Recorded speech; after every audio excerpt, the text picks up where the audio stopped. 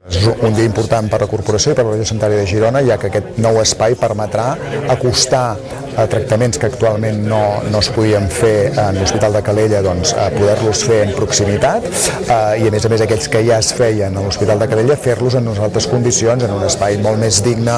molt més favorable, molt més humanitzat, perquè els pacients i les seves famílies se sentin més acollits i ben atesos pels professionals, pels excel·lents professionals que té l'Hospital de Calella. Passem a un espai molt més ampli,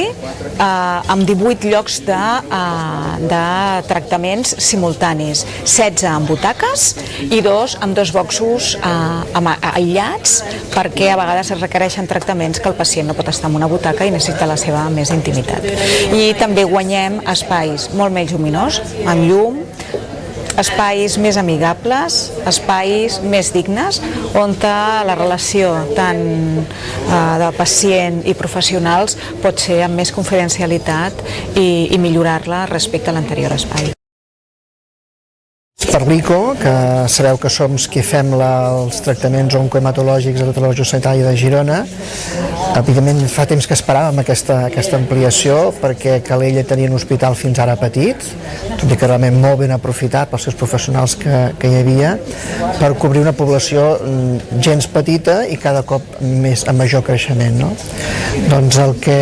ens permet aquest hospital de dia és poder ampliar la cartera de serveis. Fa temps que treballem en portar la immunoteràpia, realment ens està donant moltes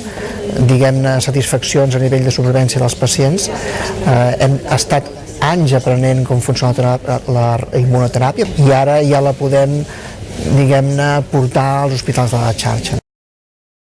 Mentre esperem l'ampliació de l'Hospital de Calella, nosaltres el que estem intentant és optimitzar tots els espais que tenim dins de l'hospital per donar la millor atenció, la màxima qualitat i seguretat en els nostres pacients i que ho puguem fer en un entorn com aquest, en el nou Hospital de Dia Polivalent, on l'experiència del pacient pugui ser millor. Fins ara l'hospital no podíem accedir a que un pacient amb una insuficiència cardíaca o una malaltia pulmonar obstructiva crònica tenia que anar a urgències, tractar-se allà i a vegades acabar ingressant en hospitalització o en dies d'observació a l'àrea d'urgències, i això ens permetrà d'alguna manera anticipar-nos, ser molt proactius, que els nostres cardiòlegs, els nostres pneumòlegs